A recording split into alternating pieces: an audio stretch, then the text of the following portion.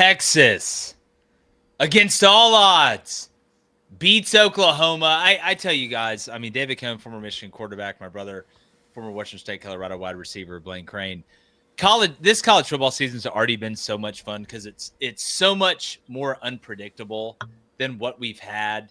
Obviously we know how big of a rivalry the Red River Shootout is. We know how important it is. But when you look at the grand landscape of college football, Texas pretty much had to have this win. This was a season saver for them. Oklahoma comes into the game 5-0, 1-0 in the SEC, ranked top 10 in the country. Texas had fallen all the way out of the rankings after being preseason number one. And Blaine, I want to start with you. A lot of people say, oh, John Mateer's thumb, this, that, or the other. You don't play a quarterback with an injured thumb on his throwing hand if he can't play. I understand he's not going to be 100%. I actually think the time off mattered more than how bad the thumb was.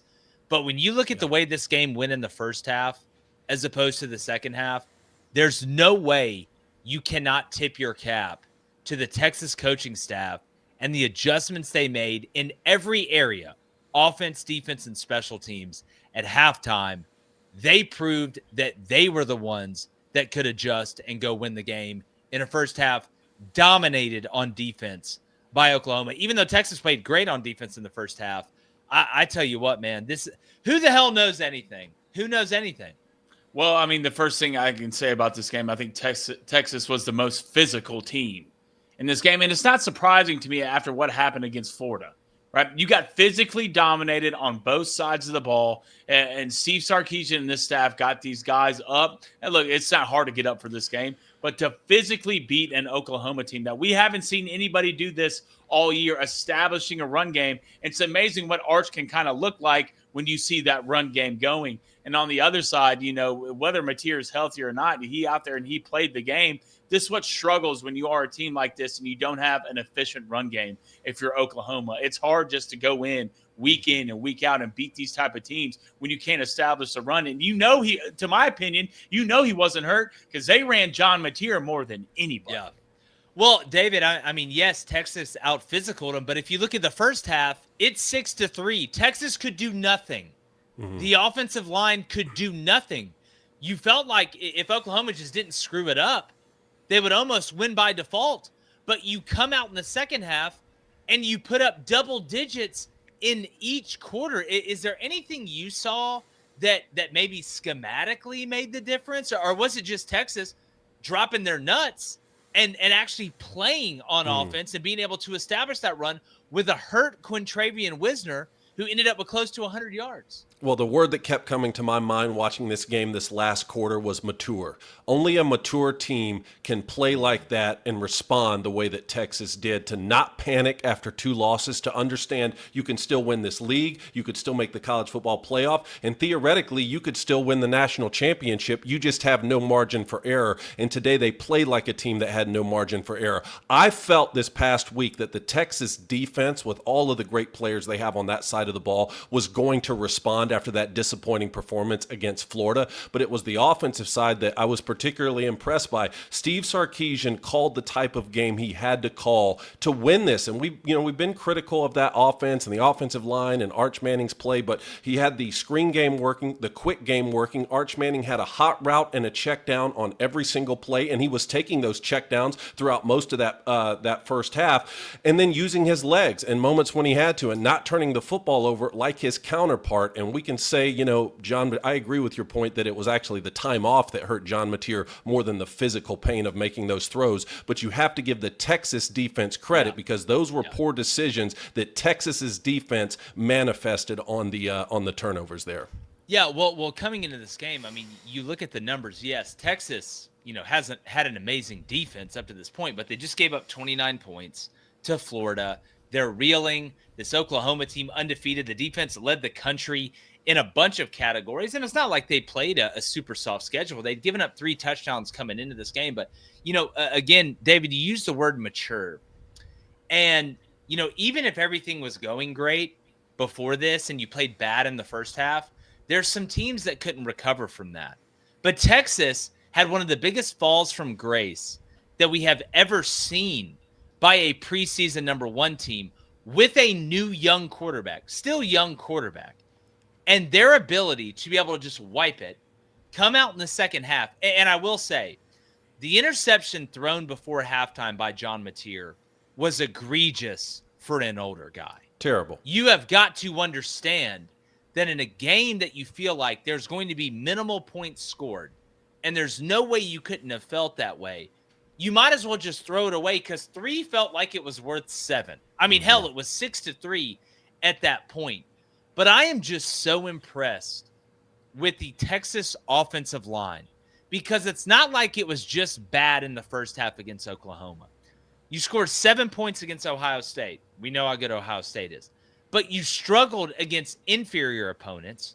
You struggle against Florida. And you have your left tackle go out with an injury in the first half of this game. And yet you come back, and now all of a sudden it's making sense. The schnozberries, taste like schnozberries. It's Rosetta Stone. Everything is translating, and you understand it. I'm just – you can only give so many speeches, like, to guys to get them up. I'm still trying to figure out how the hell this worked out the way that it did, where you win 23-6. Wisner ends up with almost 100 yards when you were desolate in the first. I'm just wondering, and I want both of y'all to answer this. And Blaine, let's just start with you for trading's sake. Texas going forward now, when you look at the rest of this schedule, which I'm pulling up now, you're 4-2, you're 1-1 in the SEC. Your losses are to Ohio State. We'll see what happens to Florida. You beat Oklahoma, who's top 10 in the country. You've got at Kentucky, at Mississippi State, Vandy at home, at Georgia, Arkansas at home, and A&M at home. And you've got to me, you have 2 losses. We'll see if you have a 1-loss cushion or not at 9-3 with this schedule.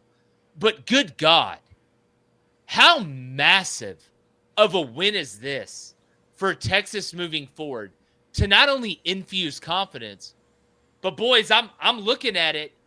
They're still in the thick of this thing. Mm-hmm. Absolutely. I mean, not only a massive win, but to get it against Oklahoma. Yeah. So it just means a little bit more. And it goes back to the same question. And it's amazing how we're getting here in college football, which isn't surprising. To the same thing we did the Missouri-Alabama preview. Can Texas get in? Because at this point, I mean, you're going to have 10-2. You beat Georgia and A&M, you're in. You drop another one, say against A&M, right? And you beat Georgia. Does that 9-3 get you in? Right. So it's going to come down to, and it's so fascinating that we got to this point.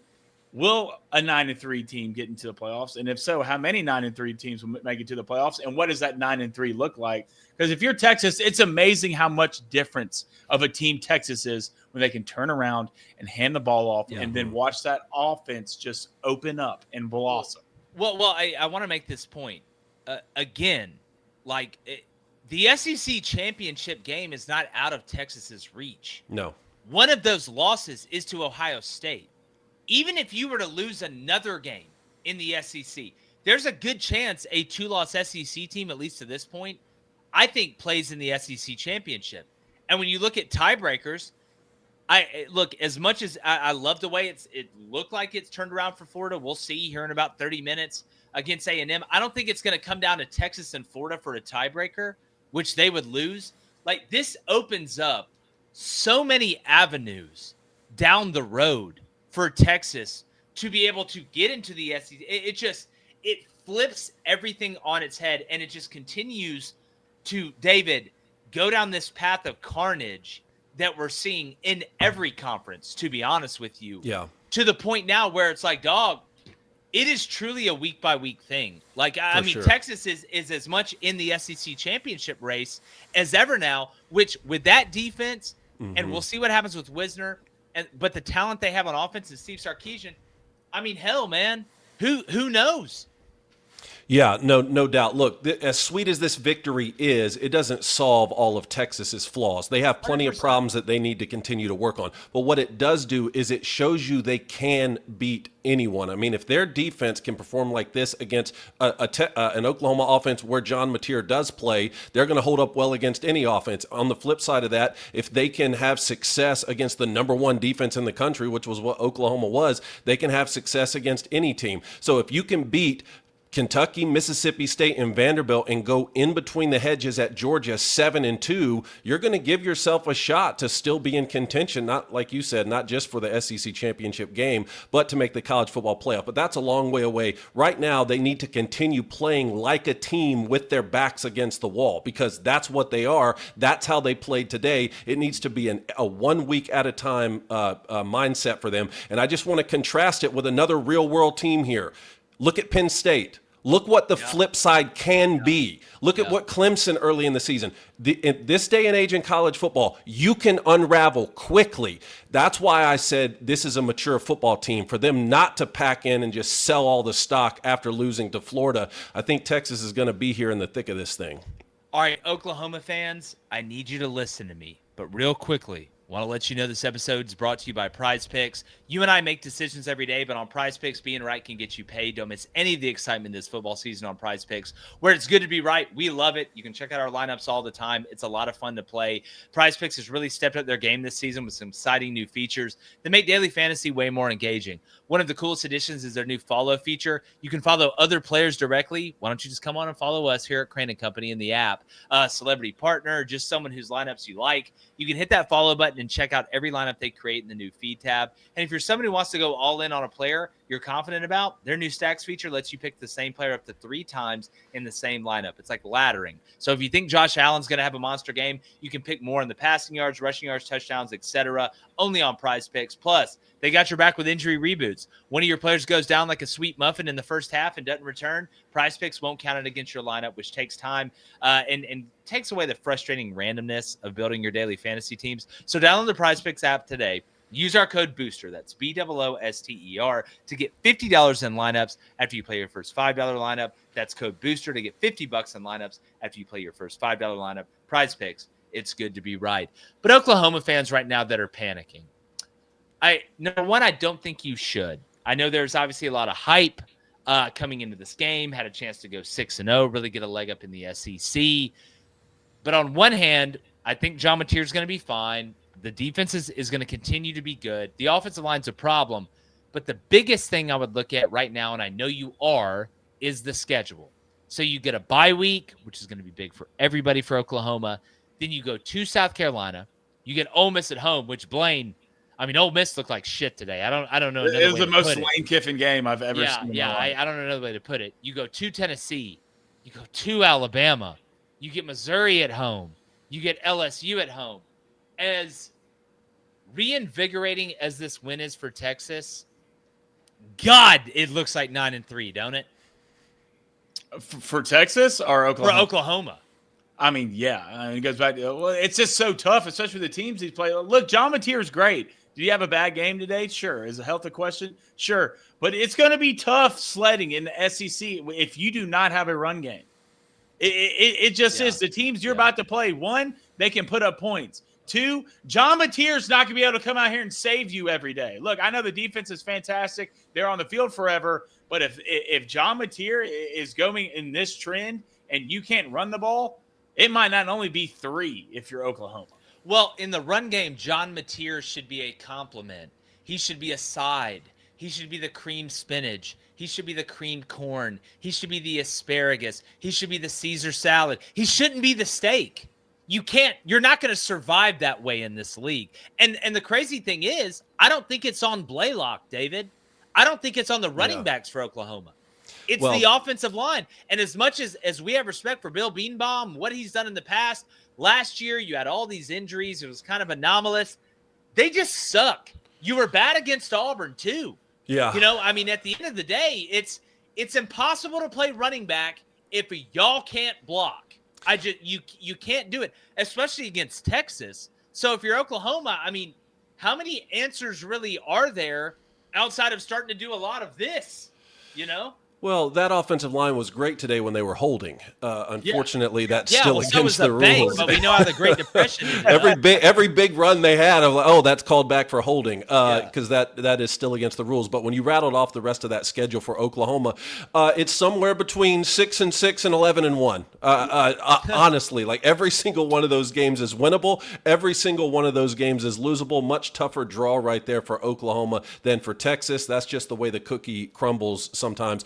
But you'd have a lot more confidence right now if you were an Oklahoma fan and you played Hawkins and you lost like this, right? Yeah. Instead of playing Superman John Mateer. And we said he made some critical mistakes against Michigan. You forget about it because he got away. He made some critical mistakes against Auburn. You forget about it because the big plays. He made some critical mistakes today, but he didn't get away with it. How many other defenses across the SEC are going to make him make mistakes and he can't get away with them? I also want to bring up this point. It feels like, and again, I know this is only our second instant reaction of the day, and we got a couple more, but why does it seem like everybody who's losing like plays South Carolina on the road the next week? Like, am I the only one that's like, it feels like South Carolina? It feels like South Carolina. Does Oregon? Because I'm watching right now. Oregon's about to lose to Indiana. Yeah, boys. I know. Does Oregon got to go to South Carolina the next week? I tell you, man, it's already been such an amazing day of college football. I know we're going to talk about Penn State, obviously later in the week, but what a day already. We got some more instant reactions coming. Any more parting shots from you guys here as Texas with a big Hey, good for Arch Manning, babe. Let's go, Arch. You know what? It does. Let's go, Again, Arch. he didn't ask for this, man. Like, he didn't ask for this. Just went about his business, man. And like I said, mature. He's the leader of this football team, and they can only respond that way if he leads in that fashion. Yeah. Well, I mean, maybe you put on those Warby Parker glasses at halftime. Hey, Warby Parker, if you're listening, look, that's a shout out. You should sponsor us. But no, we appreciate you guys. Make sure you're locked in. We got more instant reactions coming. Can't wait to be let down by Auburn when they play Georgia here at 6:30. But and then Michigan USC, Dave, playing at 6:30, right? Yes, that one's coming up about as well. So it's a lot of tension in the households here, but we appreciate you hanging out with us. Got a bunch more coming at Crain & Company. So you're either locked in or you're locked out. The choice is yours.